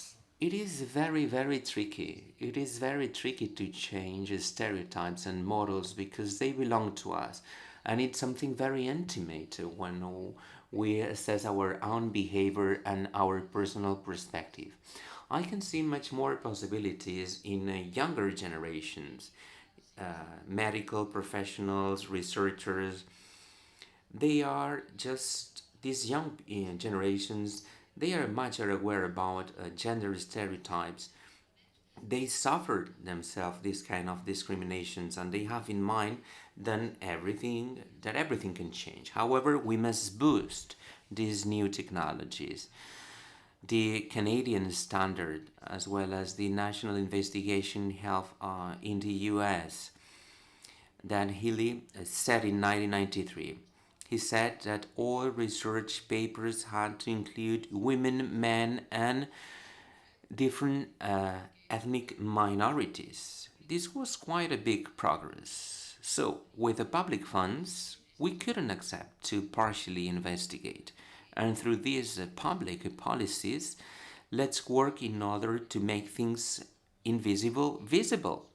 And suddenly, we must see the bias of diagnosis. Suddenly, we do not properly translate the laboratory results. And these data will be introduced as very important data, but if they are biased, if we still consider that it's common in women and it's normal them not to have enough iron, we still have this gender bias, because iron should be at the same level for men and women. Why women should have less iron? It's much more frequent, but the frequent things are not normal. And to change this mindset, it's very tough, because all medicine schools, they teach that what is frequent, it's normal. Gender violence, it's frequent, but it's not normal, right?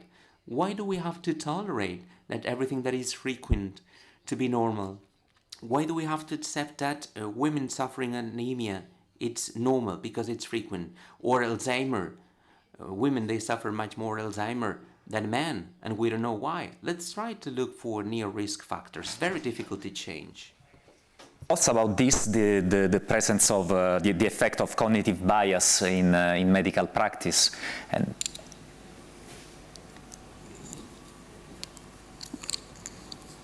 Valeria, can you hear us? Could you please repeat your question? Yes, I would like to ask you to comment on the presence of cognitive biases, like for instance gender stereotypes, that can affect the medical practice and even the data collection.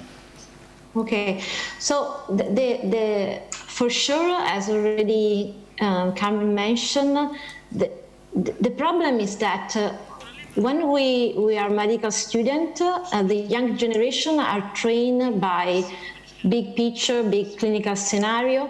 What I'm trying to do now as a professor, every time I give a clinical picture, I ask to the student, my colleagues, would you be different your clinical reasoning if the person you have in front of you is a man or a woman or a gender diverse people? And then they stop and they start to reflect that there are some differences, and if they do not take into consideration these differences, they can also achieve the wrong diagnosis or maybe give more relevance to an aspect that is more frequent, as Carmen said, in males or in females, because the disparities is for both women and males. I really don't want that the message here is that we want to take care of individuals independently by their sex, their gender, whatever. So we want to really change the mindset of the young generation. But as we mentioned before, we need really also an effort from university and the education system to make more transdisciplinary the integration of gender medicine across all the specialties, because it's not a new specialty. Yep. It's an approach that should be used independently by your specialty, the disease or whatever, because it fits and it applies to everything. Yes, definitely. So since we are running out of time, I would like to ask the organization if there are some questions from the audience. So yes, we do have some questions from the audience. La primera sería para la... The first one is for Dr. Valls. They ask you whether you could talk about the lack of clinical trials for pregnant women, the lack of clinical trials for pregnant women. Yeah, this was a problem which aroused when we had the thalidomide, which generated congenital malformations so severe that they stopped the clinical trials on pregnant women. And it is a problem of an ethical nature, but at the same time, and we have seen this with the pandemic, that it was essential also to know whether a vaccine could produce an effect or another. So it is a problem that brings together the ethics with the need to research. And in this sense, what we need is to have more rigor, more rigorous in the design of the clinical trial. But yes, it is a loophole, it is a breach, it is a gap that we need to bridge, but we have some more gaps to bridge. We are failing to study, for example, the evolution of the proteins in blood during the menstrual cycle, or whether the cholesterol should be measured at one point or the other. But obviously, pregnant women is a gap. A bit related to what you mentioned before, now we're talking a lot about the AstraZeneca and Janssen vaccines and the problem they are generating in women, but this is not commented too much. And then we have also the subject of the adverse effects it's having, which are higher in the case of contraceptives, which are commonly prescribed to women. Yes, this is a paradox, because when, for example, in the GAPS group, in some of the medicines you're going to see, we denounce the secondary effect of the contraceptives, which is unknown. And right now, all the media are talking about the fact that the contraceptives can generate thrombosis when it is not the cause for the problem of the vaccine. I can intervene saying that what's going on with the thrombosis of the vaccine is a is an autoimmune problem, which doesn't have anything to do, or relatively, it's not directly related to taking contraceptives or not. Women are more prone to having that than men, and this is something we can see in the literature because of different drugs, and there are 38 drugs that can generate this thrombosis similar to heparin, because women, as I explained at the beginning, are more predisposed to autoimmune illnesses. Firstly, because they have more defenses against infections, as it's being proved with the pandemic. We have always said that women have a different immunity, which is prolonged over time, and against infections. I think that's one of the reasons why the life expectancy is higher. But there is a double-edged sword in these defenses, because then autoimmunity is more frequent among women. So we need to pay close attention to the evolution of any drug you introduce in the women's body. The audience, hello. Hello. First of all, congratulations for the panel. It was very, very interesting. And I have a question that I think is like a more an open question to all the panelists, because we're talking about personalized medicine, about sex and gender bias in medicine. So we are mixing sex with gender, and it's not the same. So sex is something biological, and gender is something social and cultural. So my question is, first, why we are talking about both topics in the same atmosphere and the same environment, and second, how artificial intelligence can help to solve the problems in gender bias, because in sex it's more or less clear how the artificial intelligence can help, but in gender bias, how? That is my question. Thank you.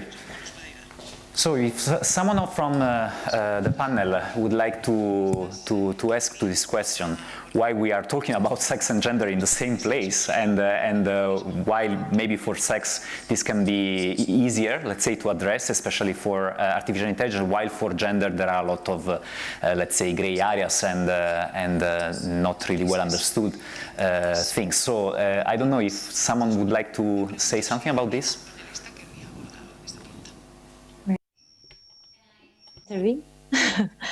So I guess that because of the nature of gender, which is, as I said, a multi-dimensional, complex social construct, really the biggest hurdle that we all face is to find a way to capture properly such complexity. Of course, when we try to, we are scientists, so we need a measure of something, right?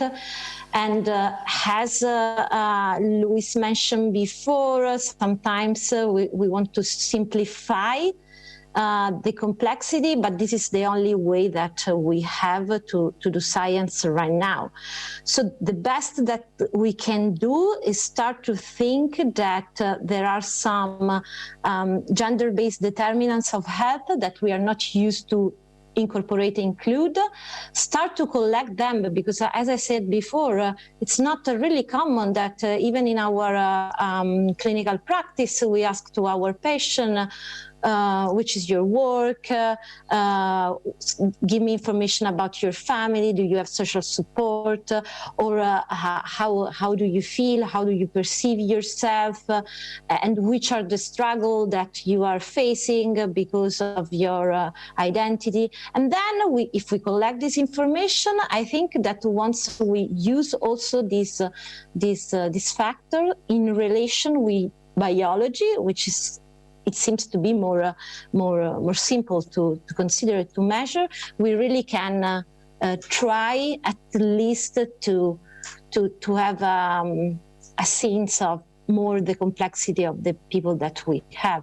Of course, it's more complex because there is not a standardized method, so you cannot test for gender, right? There is not a lab test for that. But the fact that this is complex should not avoid us to explore this landscape, because this is all about do better science and do something that it's generalizable for all people all across the world. And I think it's a duty for a clinical scientist to go through these difficulties in measuring gender or having more fair and equitable results. Thank you. Carmen, yes. I fully agree with Valeria, and at the same time, there are studies which have been conducted that have shed light precisely when introducing the gender. For example, in Karolinska in Sweden, Marianne Frankenhauser and Lundberg, in endocrine and psychology working hand in hand, have assessed the physical and mental stress entailed in different jobs, because it's not just life conditions but working conditions, and also we need to place the environment, what they eat, where they live, etc. So those working conditions, how they have an effect on the cardiovascular risk for men and women, because they showed some time ago that at work men is placed because of identity issues, because of competitiveness, are placed under stress with higher cortisol and adrenaline levels, and the women with the same working conditions, executives in Sweden, men and women working in the same job position, in the women, the adrenaline and noradrenaline and cortisol increased in the evening and at night, preparing the next day's conference, but doing the double working day. And the double working day, which is a social and gender-based aspect, introduced a cardiovascular problem, because on the next morning, when you are sleeping with high adrenaline levels, you're not going to sleep as well, etc. So it entails some pain, muscle pain, anxiety, and alterations, irritable colon syndrome related to the double working day, work at home, etc. So they opened my eyes, they shed light,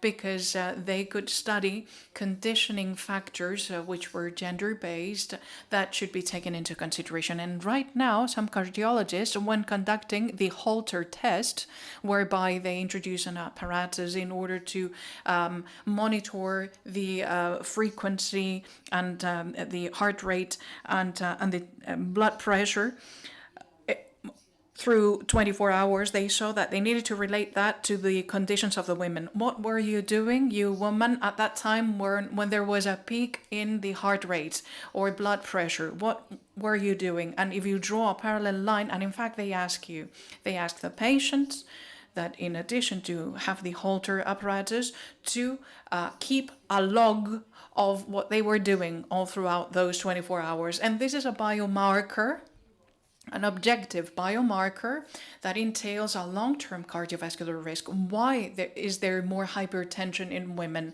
Which are the reasons for that? We need to think. I'm not saying that it's not just a biological, but we need to think about that. And as Valeria rightly mentioned, the science, it's our duty in science.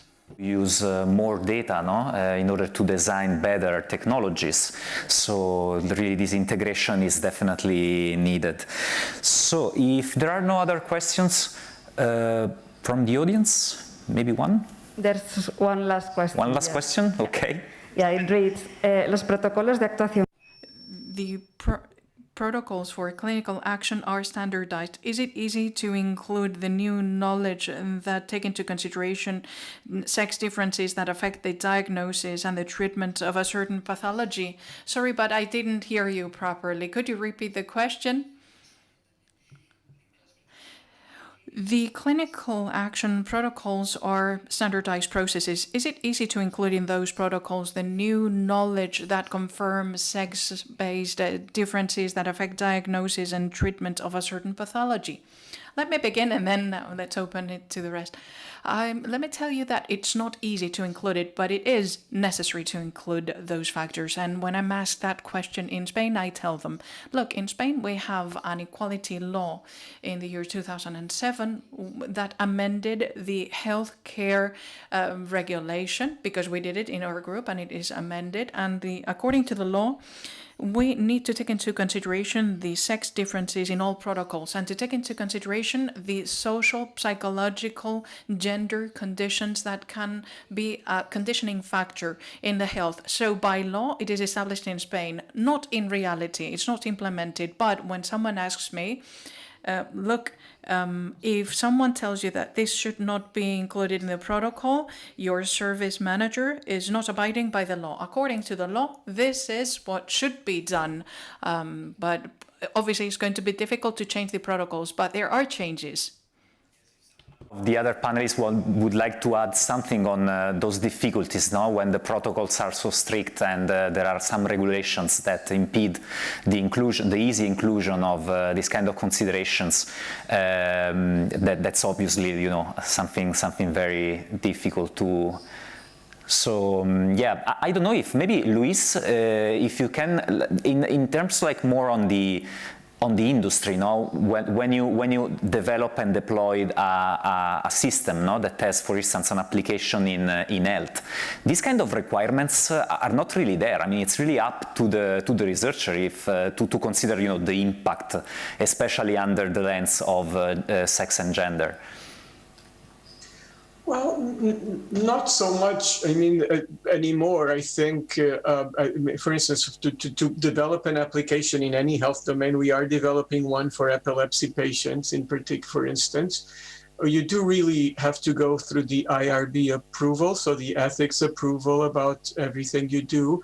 Our research is funded by NIH, which now plays a lot, I mean, any sort of human subject studies has to have you know, all sorts of regulations about considering sex as a variable. Not so much gender in the way we're talking about it, in the socially constructed way, which also has biomedical implications. But I mean, it is frustrating in some ways about the lack of the same criteria, right? So even when you try to publish your results, different journals have very different criteria. And sometimes we get papers rejected because we cannot retrospectively go change our ethics permission for what you do. And especially in my case, I use social media data too to try to understand the social implications of things, that it becomes very erratic. So I think it's growing pains. I think we will get to this. Eventually, we will settle to do this better. But right now, it is a little dangerous. I advise everybody to think very, very carefully when you do your ethics permission, your IRB, to try to think of all the problems that people can throw at you later on, as you all know. I mean, so, but it is a very difficult thing to do. Thank you so much. Well, I think that I can close the session and by thanking all of you so much for your contribution to this event. I really enjoyed this experience, and I am confident that all the things that we have discussed today will serve as a stepping stone, no, to overcome this issue of misrepresentation and discrimination of sex and gender categories in biomedicine, and above all, help building a more equitable society. So thank you again, and to the audience, see you to the next seminar of this cycle. Thank you so much.